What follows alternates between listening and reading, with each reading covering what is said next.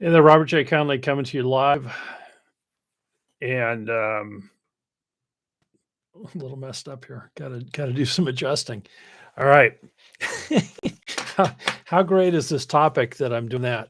So you will master time by mastering your priorities, and this was an insightful paradigm to introduce to the workplace. I mean, it's probably eternal, but a guy that really popularized it in the 80s and 90s was a guy named Stephen Covey. And he came up with a great matrix. It was across the top. You had two headings. You had urgent, non-urgent, and then down the left side you had important and not important. And so his thesis was that you should always be working. The most valuable things for you to be working on to build your business is to be working on the important, not urgent things. And those are also the most challenging to stay focused on because they are not urgent, even though they're important. And that in day to day life, managers and leaders get wrapped up in the urgent, and some of it's important, a lot of it's not. And so he set forward those priorities. Now, what he didn't do though was talk about the capacity of different individuals to perform such tasks. And again, this is where I want to be really clear. This is something that it correlates highly with personality types. I'm going to paint with some broad brushes, but in no way is it an attack on any of the four groups that I'll talk about. And so the the thing to read the thing the reason to learn this is to heighten your ability to be a master of the circumstances. And you'll see that unfold in a minute when I describe one of the types, and you'll see, well, wow, that can be incredibly frustrating. Or it can be, there's a lot of emotion that can get wrapped up around these things that doesn't add to the effectiveness of an organization. And so I want to talk about that. And what I have is my own crude matrix, um, because it on the top, I say you have people who can stick with it and people who will flip, and across the top, and then on the bottom, those who can prioritize and those who can't. And so the people who can prioritize and who stick with it are leaders. They're the natural leaders. Sometimes we call them field marshals. Um, but they can see what should be done, they can establish priorities, and they can stick with them to closure. The next group can prioritize but doesn't stick with them. And we can make a case that they don't actually prioritize, because when I say can prioritize, this set of people that we'll nickname, for lack of a better term, influencers, and it kind of aligns with some aspects of the disc model, but that's the set of people who in their head have priorities. As soon as they have those priorities, start looking for new things to add to their priority list. They don't seek closure, they seek more items. And um and so those are people who get what the leader is saying, and need to then be coached and encouraged to stay focused on the goals and the tasks of the organization in order to accomplish them.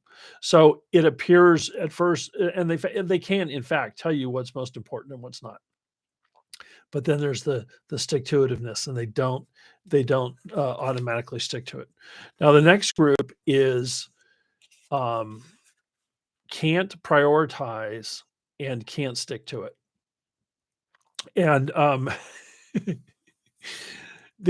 I laugh because they're just, I don't want to offend anyone, and hopefully everybody can see that this is my aim is to help people take a little anxiety or stress or strain off of these things. But you know the the people who can't prioritize and can't stick with it, I call wanderers, and delightful people for the most part, but they need to be told each day what to do, and they need to be monitored closely to make sure they get it done.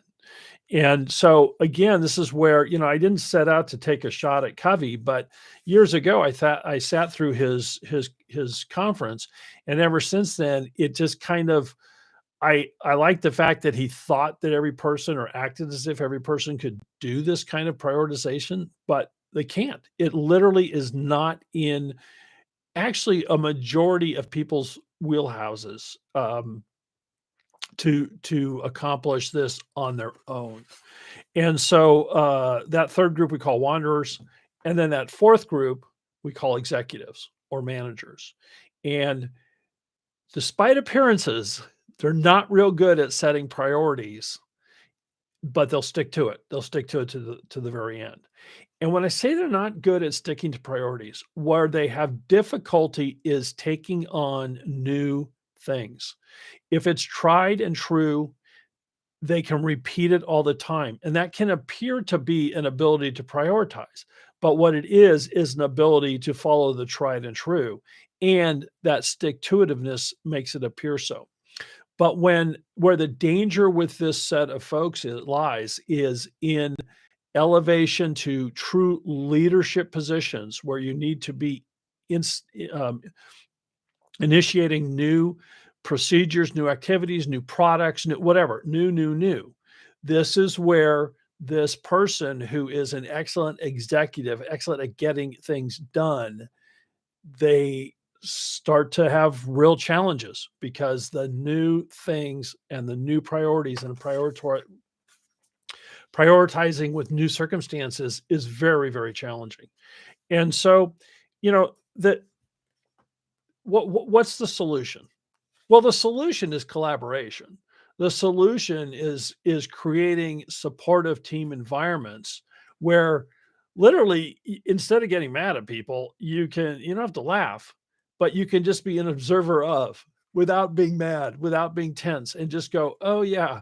Oh yeah, we have to tell Fred exactly what to do every day. But you know what? Doggone it, he actually gets it done. Once we tell him he gets it done." So it's not the key is to not fight that every day. The key is to speed up your process of getting Fred focused, getting Fred on task, and getting him. And sorry, Fred, that I'm talking about you. But keeping him on task and getting that task done. Don't get wrapped up with the anguish of God. Do we go through this every day? Why? Yeah, you do, and you need to not just if you're the leader, but you need to encourage others to have an encouraging collaborative environment where you help each other stay focused on priorities. Getting the actual work done for most jobs, getting the actual work done is not that hard. It's the prioritizing, it's staying focused. And so establishing that collegial environment, realizing that some never will be able to prioritize, and some of your absolute best get the job people will need to be told exactly what to do almost every day. Now, if it's repetitive, that will stop as an exaggeration. But you're letting go of that disappointment and anguish over that issue will only help your ability to be more effective in guiding those tasks to getting done. So, this the fact that we cannot manage time passes. In the instance of this video, you probably feel like 12 or 15 hours have passed. It's only been a few minutes. But time passes regardless, and so it's all up to what we choose to work on, what we prioritize. And just the lesson is simple: know that some people can and some people can't prioritize, and some people can and some people can't stick to those priorities. And therein lies the great adventure of leadership and management. I'm Robert J. Conley. I hope this helps.